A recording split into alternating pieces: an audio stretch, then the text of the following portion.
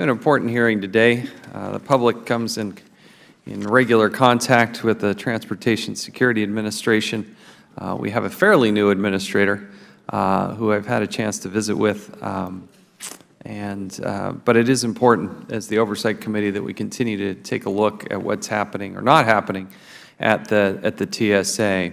So today we're going to have our second hearing examining the management practices and misconduct that we have heard about and seen about and investigated at the Transportation Security Administration. And at this time of year, the traveling public picks up.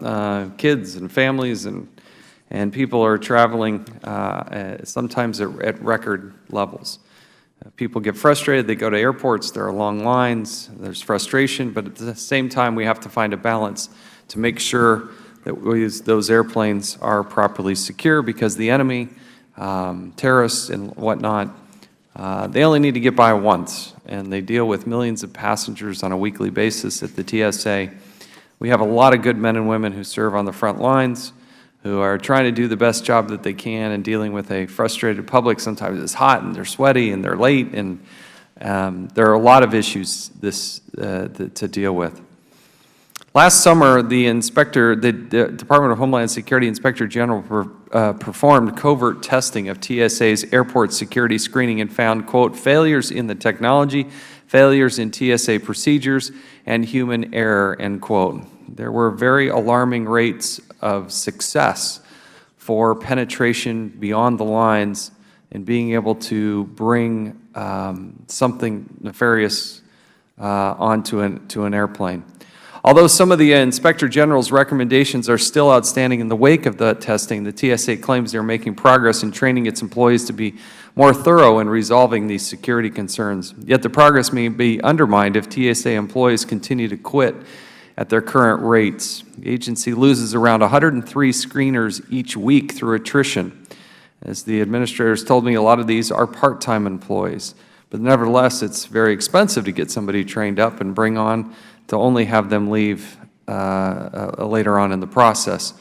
In the year 2014, the agency hired 373 people, but had 4,644 departures.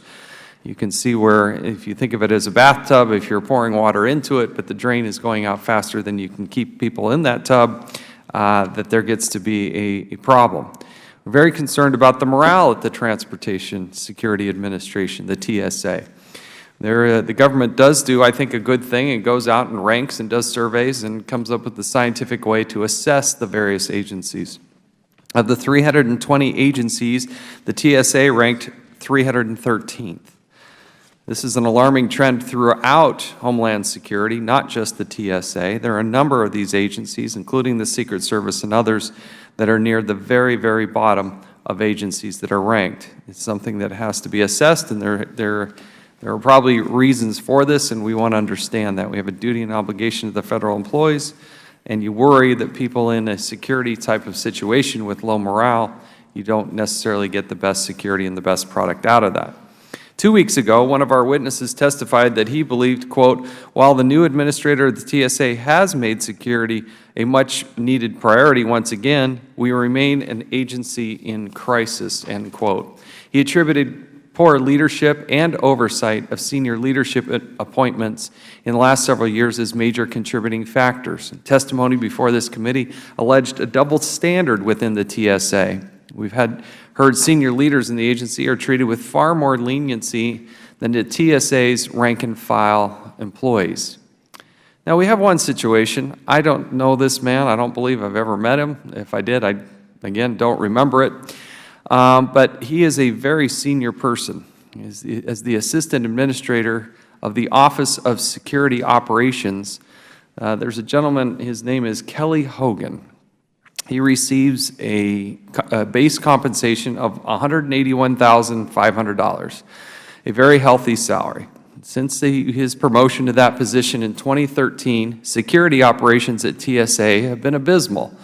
Again, the Inspector General, I think we'll hear testify today, the penetration tests that were done previously were nothing close to successful. They were successful in getting objects and items through security, but they were, from a security standpoint, absolutely rock bottom in terms of their performance. Yet, during this time, in September 2014, the Inspector General found that despite spending $551 million on new equipment and training, the TSA had not improved its checked baggage screening at all since the NIG report found vulnerabilities in 2009. Last summer, covert testing by the Inspector General revealed an alarming high failure rate that was widely reported by the media.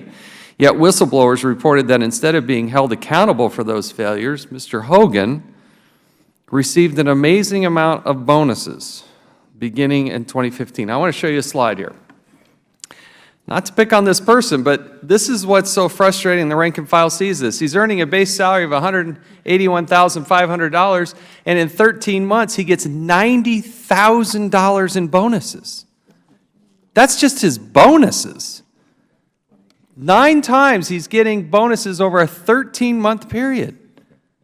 That's in addition to his health care and all the other things, retirement that he'll get. People don't understand that. Let me go to this next slide. So here you have John Holinsky, who I don't believe works at the administration anymore.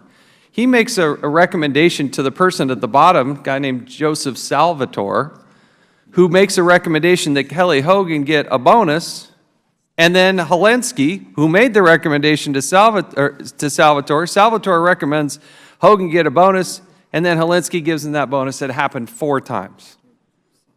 Go back, if you could, to that first slide. So you got rank and file people working hard, trying to do the right thing. We're having massive security failures based on what the Inspector General's doing. And this person at the senior part of the food chain gets $90,000 in bonuses. I don't understand that. This didn't even necessarily happen during this administrator's watch, but we want to know what's being done to clean this up. If you can go to the next, you can take that slide down. Thank you.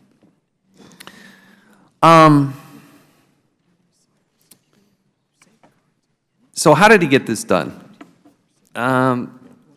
In the normal scenario, the president has to approve any bonuses over $25,000. OPM has to approve bonuses over $10,000, and yet Title V and OPM regulations don't apply to the TSA, and that's why I think we're going to have to go back and review this. When the IG investigated that after a whistleblower tip, it found in July of 2015, TSA had no clear policies prohibiting an arrangement such as we had just seen, and only, quote, loose internal oversight of the awards process, end quote. I hope we are going to hear that this has been cleaned up and then be more fair, more equitable, and truly rewarding those people that are having success. The frustration is it's not as if we've had success. Those bonuses were given to somebody who oversees a part of the operation that was in total failure. This is contributing, I think, to the massive problems of morale and other challenges that we have.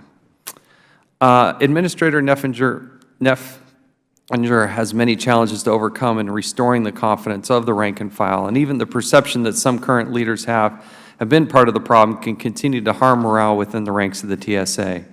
More significantly, it can deter TSA employees from speaking up about security challenges, which ultimately impacts the core responsibility of the agency to keep America's transportation safe. Last November, the Inspector General testified, quote, creating a culture of change within TSA and giving the TSA workforce the ability to identify and address risk without fear of retribution will be the new administrator's most critical and challenging task, and something I'm sure that we're going to talk about today. Now, we have somebody on our panel who has spent considerable time dealing with the TSA and transportation. He was the chairman of the Transportation Committee here in the Congress, and I'd like to yield some time to Mr. Micah of Florida.